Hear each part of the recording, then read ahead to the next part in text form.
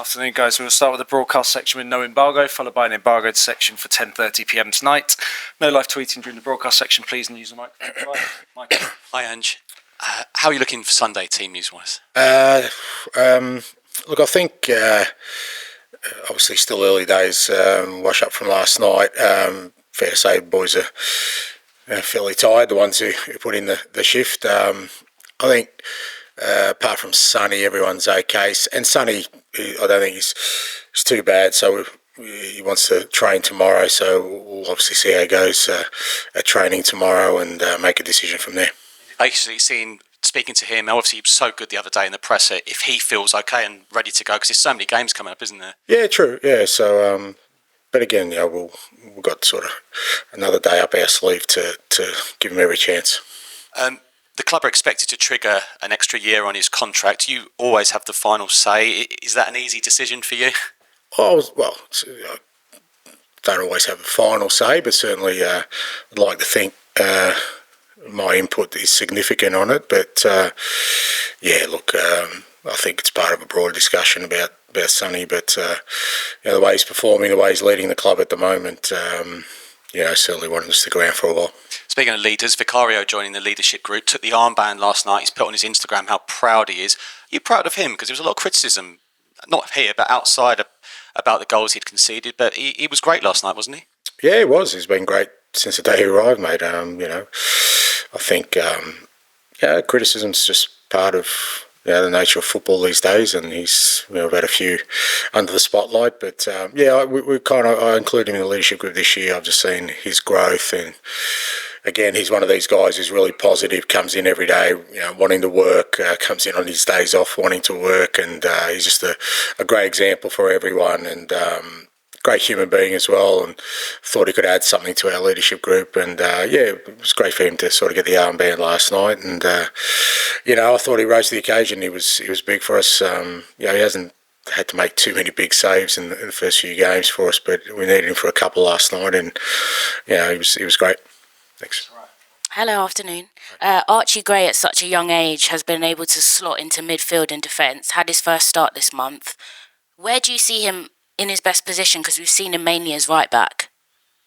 I see him in a Tottenham shirt and playing good football. I thought he was great last night. Different challenge for Archie, obviously. His first European game and having to sort of play 10 men for the whole game. He had to do a couple of different roles, but he's, as I've said from the outset, he's from the moment he's arrived, he's looked like a real sort of mature young man who really's got a great focus around the career he wants to have ahead of him. At the moment, he's had a couple of games at right back for us. Pre-season, he played a few different positions, but. What I do know is he'll be a significant contributor for us. He already has been, and I was really proud of him last night, the way he handled everything. Another fantastic player that the Tottenham fans adore, Bergvall. Of course, he had to come off early because of the red last night, but when he plays, the confidence, the ability, winning his duels, progressing up the pitch, quite unusual for a player that young to be so confident when he gets his chance. Can we expect him again to be a strong contributor in this season? Because he's been excellent so far. Yeah, absolutely. Again, Lucas, another one who I think I said before the game, we're really keen to expose him to European football last night. Unfortunately, it ended prematurely for him, and he was, understandably, he was disappointed. But it doesn't take away from the fact that that's how much we trust him. That we wanted him to start last night, and he'll get plenty of opportunities to play. And again, he's another one who's come in as an 18-year-old and sort of not really let his age affect the fact that he wants to make a contribution to our football club straight away, and I'm sure he will. You've spoken previously about the fact that, the project will be long in testing at points, but when the success comes, you'll see it will click. Games like last night, we talk about player confidence a lot and what wins do, but how does it feel as a manager for your morale when that attacking football, the ethos that you want to deliver on the pitch, you can see it, and the fans are in tune with that? Yeah, don't stress about my morale. It's usually pretty good. I'm fairly optimistic about whatever sort of project I'm involved in. And look, it was good last night. It was a different way for us to, it was a different challenge for us, obviously, not just going down to 10 men, but going down to 10 men so early. You're virtually playing 90 minutes with 10 men. And great to see the lads sort of, try and persevere playing our football. At times, we weren't able to because obviously you're a man down, but we did what was required. And most important for us, I think, European football, your home ties are pretty crucial because every away game is tricky for one reason or another, and you really want to get off to a good start. So the fact that we got a win was important.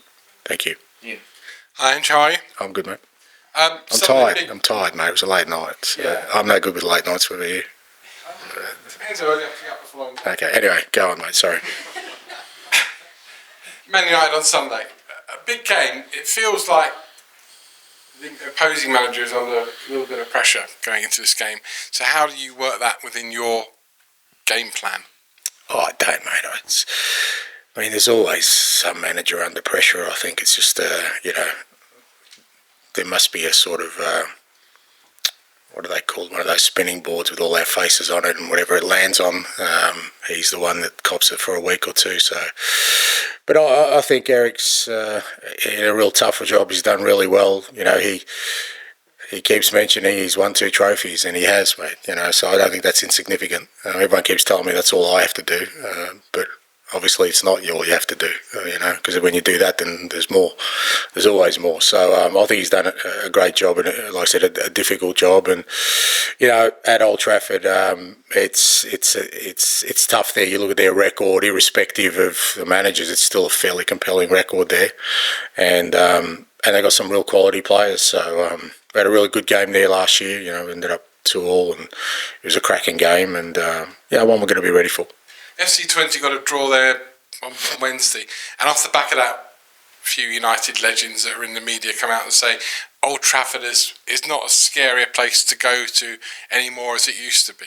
Is it? I've never been scared by a venue, so I'm not really sure. I still think, I think what makes kind of venues unique is the atmosphere. And like I said, last year when we played there, I thought the atmosphere was brilliant. The supporters got behind their club, and obviously I'm not there all the time, so I can't tell if that's changed. But my experience there last year was that it's still a great atmosphere at Old Trafford. It's a great stadium in terms of the history introduced and behind it, and it's one of those games that I think players and everyone involved, managers, get excited about, and certainly we will be as well. And since he deleted his social media account, Brennan Johnson can't stop scoring for you and playing well. Firstly, I know your views on social media. Firstly, do you think all footballers should delete their social media accounts? And secondly, has that had, even psychologically, some sort of influence on him over the last couple of weeks? Look, I don't know. Look, if it's made sort of, Brennan, happier or sort of more comfortable. I think when you switch something off, it's probably because it makes you uncomfortable rather than sort of unhappy. It's just then that's great for him, but that's not the reason. I don't think. I think the reason is that he, as I said a couple of weeks ago, he just works awfully hard at his game, and if you work awfully hard at something and you're really passionate about it, eventually you get the rewards. The thing is not to let it sort of affect your work ethic and your focus, and it hasn't. Like I said, Brennan is in every day wanting to be better. He asks for feedback.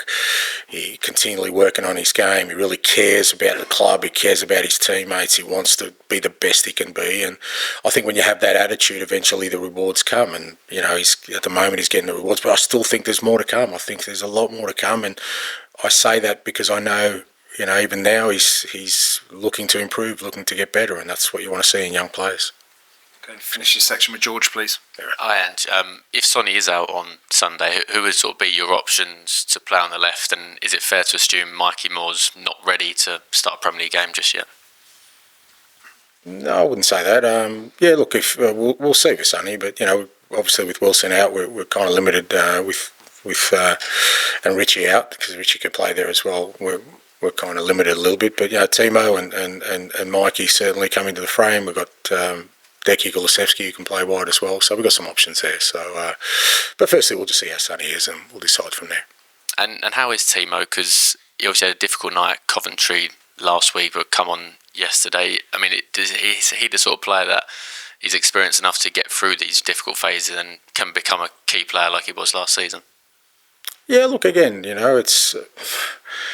I think we've mentioned so far, Vic apparently was getting criticism. Brennan it's Timo's turn. I mean, it's part of being a professional footballer. So I think, you're always going to get criticism. You always get scrutiny. It's how you react to it. Like I said, for me, what I want is to see them coming in every day, working hard at their game. If they're getting criticism or if they're not performing and, I see their attitude's not great, then that's when I intervene, because I think there's only one way to change that. But as I said, Timo's, again, he's a professional. He comes in every day working hard and, I've got no doubt he can make an impact for us. But the best way to do that is, as I said, just to focus on his football and keep doing the right things. And plenty of managers in your position would be sort of talking about how Man United have had 24 hours extra to prepare and you have a long trip. From your point of view, has that got to be blocked out and no one can be thinking about that going into this game?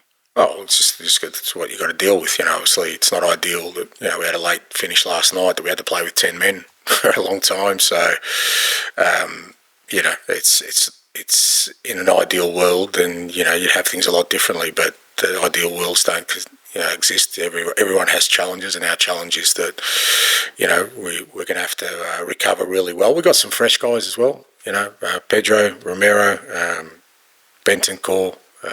Madison didn't even play last night. Decky half a game, Brennan half a game. So, we still have some freshness there that, can help us. Okay, we'll end the broadcast.